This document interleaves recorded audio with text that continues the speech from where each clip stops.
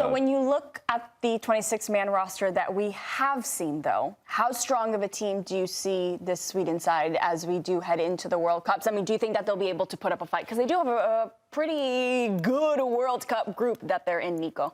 Yeah, I think the group is generous for a team like Sweden, who didn't win a single World Cup game in qualifying. And then, obviously, through their Nations League results, were able to make the playoff and find their way to the big dance. Getting out of the group at the World Cup means nothing to me. Because it's so easy to get out of the group. Third-place teams get out of the group. So who do you think is in that group? I mean, we've talked about Japan. Japan are a really good team. So Netherlands, even Tunisia, who obviously would be thought of as the worst team in the group, they went through African World Cup qualifying without giving up a single goal. It was a relatively straightforward group for them, but in Africa, which a lot of countries have struggled to qualify out of that region, they make it look difficult, even though you're the more talented team. They're a rock-solid team. They were at the last World Cup. They're pretty good defensively, so I don't see that as a gimme for them. Yeah, they're obviously the underdogs to get out, but I think Sweden, that is probably the game of their tournament, is getting something from that game against Tunisia, limiting the damage. Maybe one more point gets you into the next phase of the World Cup. But, yeah, I think this isn't a guarantee that they get out, in my opinion. The other thing they've got as well, though, is because of the way they qualified, they've got momentum. They're coming into this with momentum. And that'll still be fresh in their minds. The way they came into it, it's like a backdoor entry. I think that gives them something. It gives them belief and it gives them confidence as well. And also, that group, it's not like there's one of the favourites in there, is there? You couldn't say Netherlands or Japan amongst the favourites. So I think they'll be very comfortable with that group too. In terms of Graham Potter, if they are able to do well, because it seems like maybe you guys wouldn't be so impressed if they're able to get out, because it's not the hardest to get out, especially if maybe you finish third. But in terms of Graham Potter and his reputation, if they are able to be successful, and I don't know where you measure success for Sweden, but how much would the reputation change for Graham Potter? Good question, Claudia. I think he's already done it to a degree because, you know, it didn't go well at Chelsea. It didn't go well at West Ham. So after the initial euphoria around what he achieved in Scandinavia and then at Brighton, it all went a little bit pear-shaped. In fact, a lot pear-shaped. Now he has done a pretty miraculous job with Sweden. Bear in mind where they were when he arrived. He's obviously comfortable working in that country and with those players. Yeah, I think it's already restored. Him being considered for a top coaching job in the UK on the back of West Ham and Chelsea, he's been lower down the list than he is now. If he can take them deep into the tournament, it will continue. What's deep? The round of 16? What's deep? He's so cynical. It's just, to me, you coached quarterfinals. You coached 4 games. Let's be real. Yeah. You've coached in 4 games. You didn't win your first 2, and then you took them to the playoff final. I don't want to take away any merit from there. But if I want to see a manager's stock rise, I want to see him guide them into a quarterfinal. If Sweden made a quarterfinal after going winless in World Cup qualifying, and then suddenly turning it around with Graham Potter on a dime, by the way, because it was on a dime. The guy had 2 windows to turn around. I'd be like, okay, he got a pulse on this team. Great job for him. But if you bounce out he's done the round of 32, round of 16... He's done the first job that was asked of him. Yeah. So give him credit for that. Right. I do. In 4 games, yeah. Great. No, I mean, new manager bounce. Well, let's see if it's not just a bounce. To me... 4 games, Geoff. I think he's going to stick around. The job was 4 games. Yeah, you can't blame him for what was before. I'm not saying anything, but You're just not sold on it yet. Let's relax. The World Cup. If they crash out group stage, then what are we going to say?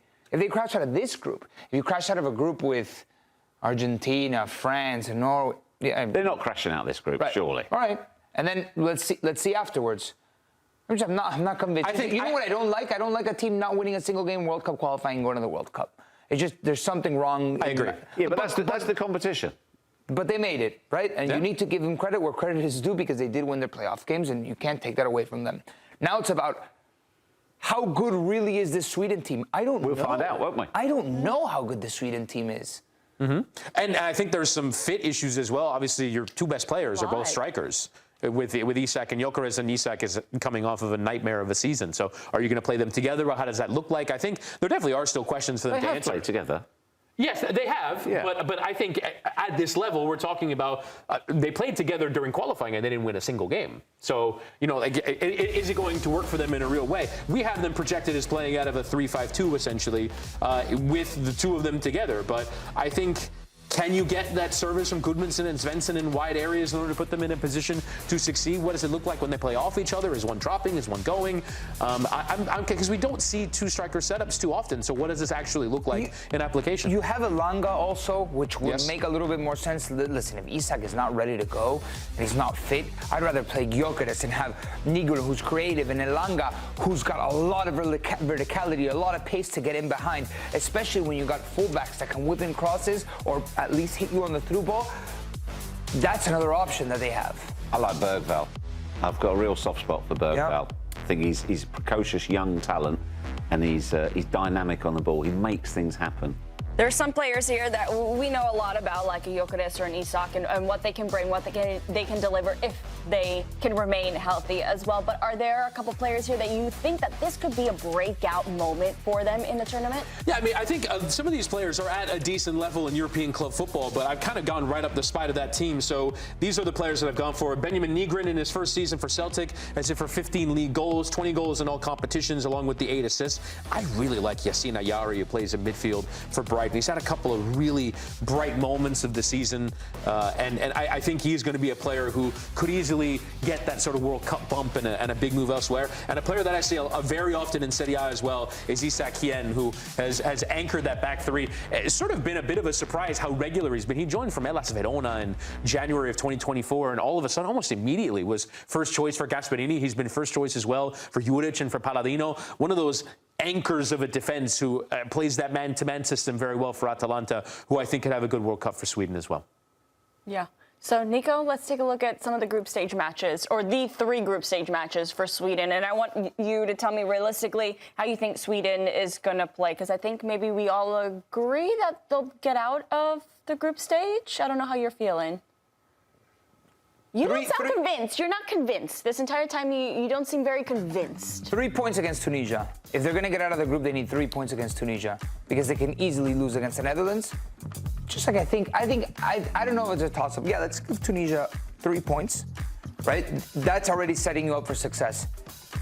Just like you can get points off of Netherlands and Japan, here's the thing. You could lose both those games. Of course. Who's stronger, Netherlands or Japan? I think overall quality, Netherlands is better. But I don't think there's... Collectively, I have questions. Yeah, so I can't split. I wouldn't have big money on who's the stronger of those two. But, Jeff, Sweden can lose to both Netherlands and Japan. Easily. As long as it's not by a lot. If 3 points is going to be enough to get out as a third place team? If you offer Sweden now, beat Tunisia, and nick a point off one of those two, they'd snatch your hand off. And then you get through.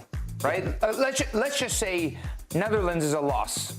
Let's just say, to be fun. So let's throw out that L there.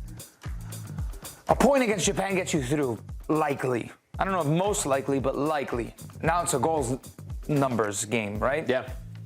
But equally, you could lose to Japan, and then you're talking 3 points out of the group. Equally, Netherlands and Japan could draw. In the very first game. That could change the dynamic of the group. Yeah, that's 1 point each. Right, you go into match day 2 as top of the group. Yeah, and Tunisia could take points off of one of those 2 teams, right? Yes. In that second and third game. Second against Japan, third against Netherlands. Let's go draw, and then perhaps 4 get out of it, but it could easily be win, loss, loss. I don't know. To me, it's a big question mark, because I've never seen something like this, that a team in the main department, World Cup qualification, you're terrible. But you make the World Cup anyway. You win. I don't know where to gauge Sweden. A brand new manager, is it a new manager bounce? Is it a lasting effect? They don't have, beyond Gyökeres, I don't know if they have a world, like top of the, not even Gyökeres is world class in that sense. I don't know. I'm full of questions. Graham Potter did say if they can get Alexander Isak to full health, that he is a world-class player. So they have potentially he was world class last season. Yeah. his knee is looking the other way of his other knee. You know, it's like a cross-eyed knees. Like, I don't know how healthy he is. Yeah. All right. Well, let's bring in our CBS Sports betting analyst to get some bets, John Bucketsheimer, who will be joining us this summer for all the World Cup coverage that we are having here on the network. He's going to be one of our betting analysts. Buckets, what bets do you have for us in regards to Sweden at the World Cup?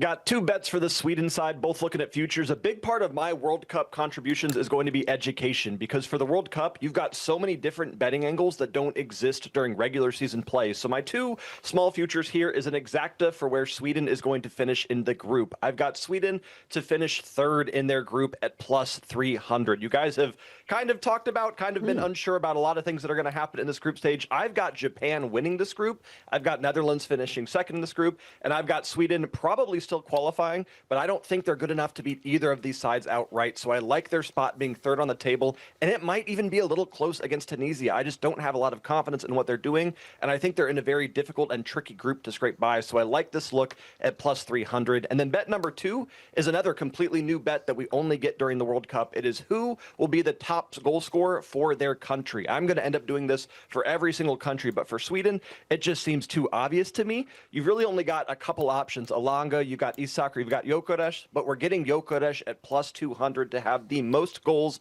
for the Sweden national team. If Isak is fit and ready, maybe he can contribute and fight Gyökeres for this, but as long as we've got Gyökeres in the form he's in, with the momentum he has, I don't know how you bet on anyone other than the man behind the mask there at plus 200, guys. It seems like an easy one to me, but those are a couple different ways that you can start putting in your early futures for the World Cup. Thoughts? I like those. the bets? They make sense. What are the odds for the group, Buckets? Who's favourite to win it? Netherlands are favored at minus 150. Japan are second at plus 350. Sweden are third at plus 450 right now. Sounds like good value on Japan for me. Yeah, I like Japan out of that lot. Thanks for watching this video from Morning Footy. For all news and insights regarding leagues around the world like EFL, Serie A, and all UEFA competitions, both men's and women's, don't forget to sign up for Paramount+.